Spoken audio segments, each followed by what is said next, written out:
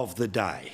Now, on Thursday night, I can take a little time to start pulling apart some of the lies that are building up by a government that has got virtually no good record to run on, apart from putting a whole series of landmines into the federal budget that mean it will be in deficit for the next 40 years. So, of course, their single plan is to run against the opposition. Hence why they keep doing this over and over again about a policy which has been recently announced by the opposition. When they say they're putting their money where their mouth is, they mean a $10 billion plan for you to shout the boss's lunch. And that side of the House is focused on long lunches. This man favours long lunches over public hospitals. The only policy they have is free lunches. Serving bosses long lunches at taxpayer expense. They'll spend billions on free lunches for bosses. Always about lunch with these folks. A particular example of an MP who is twisting this as hard as they can is on the Chinese surveillance app TikTok, which last time I remember was banned by all official use in Parliament House. So presumably it's somebody with an outside Huawei phone. Long lunches paid for by the taxpayer for bosses. Are the libs for real? Like, what's next? Putting your feet up at your desk at work, smoking a cigar. You know what? Seriously, $1.6 billion of taxpayer dollars are going to go down the drain so Peter Dutton can help his business mates have a nice long lunch at the expense of workers. It's absolutely ridiculous. Oh, we had it all. Bosses, evil cigar smokers. Geez, I wonder why his efforts turned up in some of my social media feeds, not via TikTok, but when it was repeated on Instagram.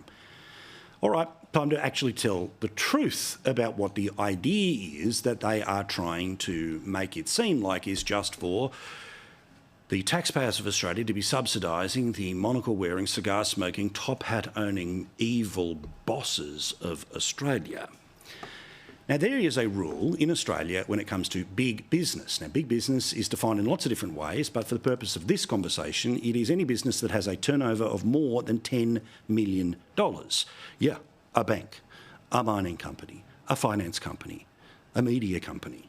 All of these things would be the example of said businesses.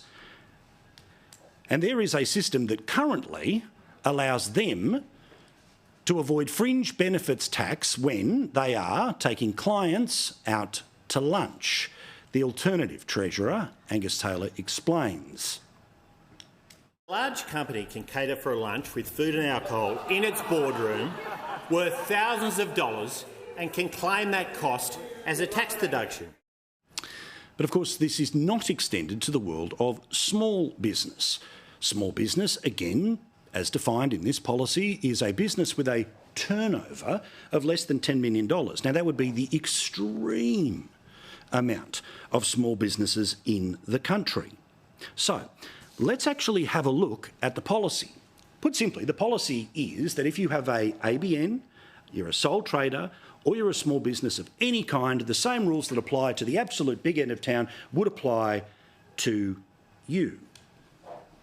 For small businesses with a turnover up to $10 million, we will offer for 2 years a tax deduction of up to $20,000 per financial year for business-related meal expenses at local cafes, pubs and restaurants. Wow, how shocking. Have you got your Rocky Patel B-52 ready? That's a cigar, of course, because that's the real big end of town. The idea that up to $20,000, if you take somebody out for a meal to say thank you for them using your small business or as a way of trying to get new clients for your business, that you would have the same tax-free status as the big corporations. That's it. That's what Labor is trying to pretend is taxpayer funds going to bosses while their workers aren't going out to lunch. Now, of course, the Labor Party, desperate to change the subject, with a very compliant media, have no interest in what the truth is. After all, these were the people who tried to pretend that the Liberal government of years ago was going to privatise Medicare. It doesn't matter what's true or not. It's just about what they can sell, how they can change the subject, how, just as they did in 2022, they can lie to people to get into power. We know they lied because your power bill is not going down by $275. That was promised by 2025. We know that their promise was that cost of living would be lower under a Labor government. Instead, pick your indices. All of it is up. And one of the reasons why the Labor Party is so able to tell this lie, so able to pretend what this policy is as opposed to what it actually is because virtually none of them have any experience in small business. Many of them have either worked in and around the political world or in the adjunct for the Labor Party of the union movement, where, of course, the boss is evil and the boss is only ever trying to rip off the worker as if we're back in the 1920s. But the reality of Australia and its businesses is that the extreme majority of them are small. The extreme majority of them are the ones who would benefit from the policy. These are stats from the Australian Bureau of Statistics, you know, that far right-wing think tank. It shows that, 97% of all business in Australia, 2.5 million of the 2.6 million businesses, are small businesses. In this way, these are people who either have no employees, it's just themselves, a sole trader, and in actual fact, 61% of small businesses don't have any employees. It's just a person with an ABN who might be going house to house when it comes to cutting hair, or front yard to backyard when it comes to cutting somebody's lawn, or somebody who's helping you out with your pool heater. Those types of people.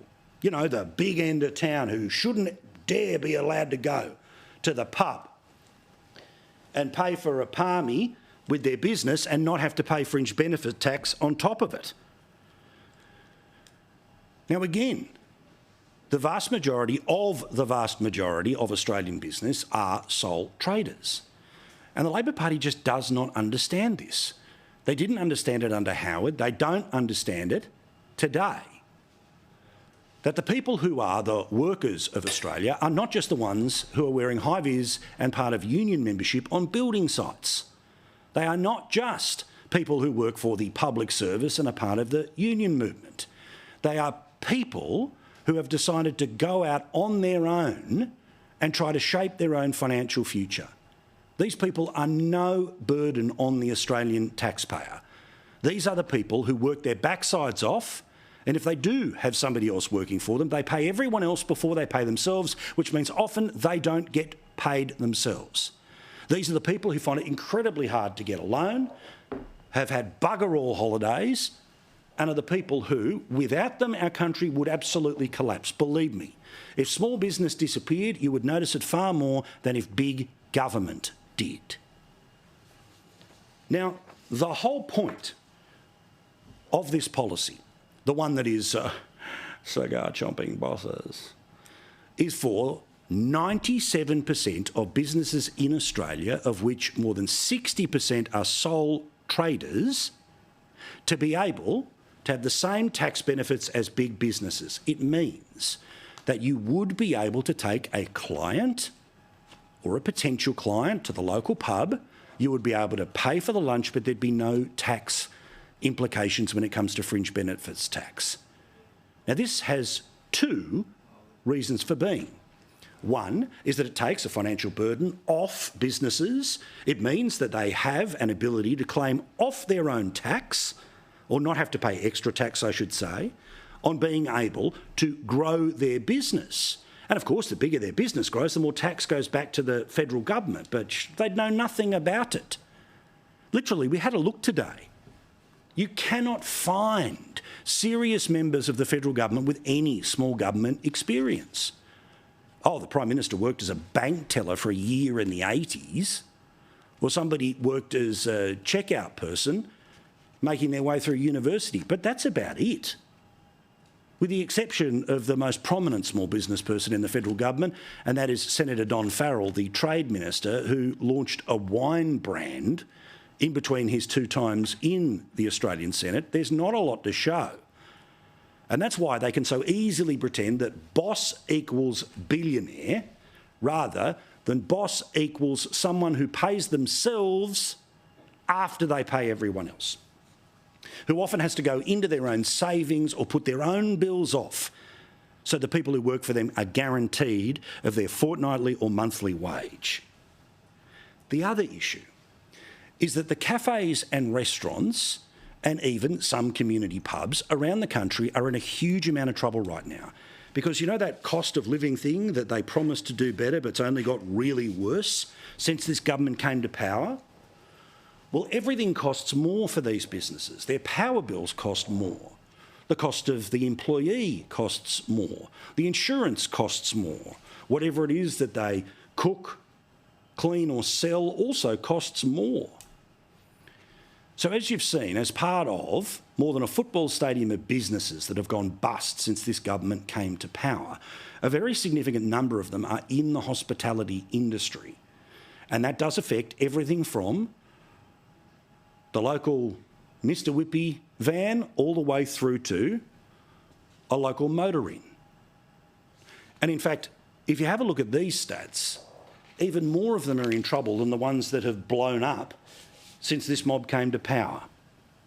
65% of hospitality businesses consider themselves to be in a medium risk about whether they will exist into the future.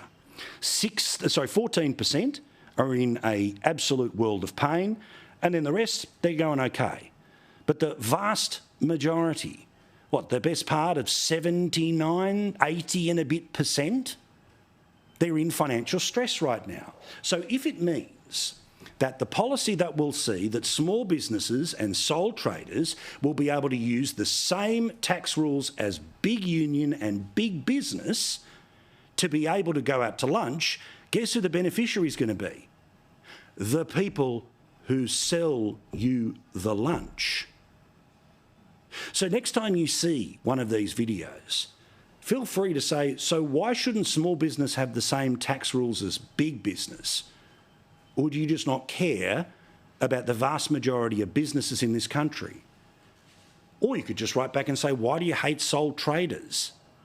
Or maybe the next time one of these MPs or their staffers have you around to cut their hair or you around to pressure wash their driveway, you should remind them that you're a boss, even if you're only a boss of yourself.